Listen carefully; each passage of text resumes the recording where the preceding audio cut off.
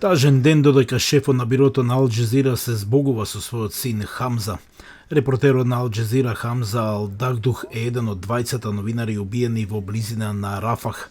За таткото на Хамза загубата ја зголемува тагата на семејството.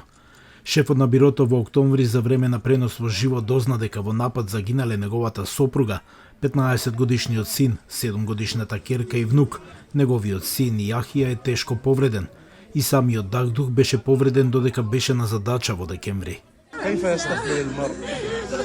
Како може некој да ја прими смртта на својот најстар син и се во мојот живот, откако изгубив некој од членовите на моето семејство? Мојата сопруга, синот Махмуд, Ишам и Адам. Како можам да се чувствувам сега? Синот на Дагдух Хамза и хонорарецот во агенцијата Франс Прес Мустафа Тураја се враќа од задача кога израелски воздушен напад го погоди нивното возило.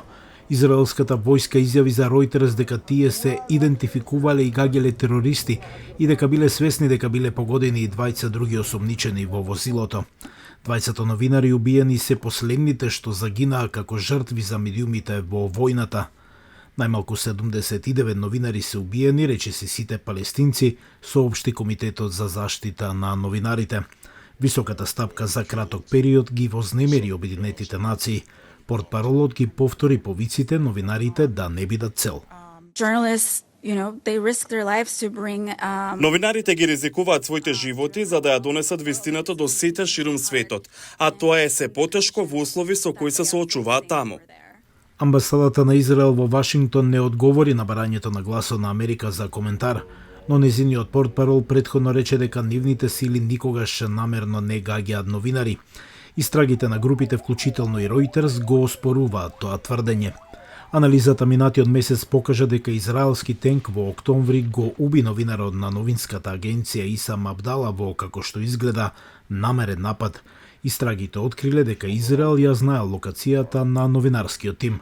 Шефот на Либанското биро Маја Гебеили вели дека Ројтерс бара одговорност. Таа ги истакна опасностите и условите под кои работат нејзините колеги. Тоа е разорна шема во која гледаме новинари кои не може да се ја вршат работата поради тој вид неселективно бомбардирање. Со интензивните борби и ограничениот пристап до Газа, локалните новинари се од витално значење, вели таа. Кога имате новинари кои се таму и кои ги обезбедуваат овие преноси во живо, тоа само ја прави одговорноста многу повозможна. И додека Дагдух закопува уште едно од неговите деца, Меѓународниот кривичен суд потврди за Репортери без граници дека злосторствата против новинарите се вклучени во истрагата за војната.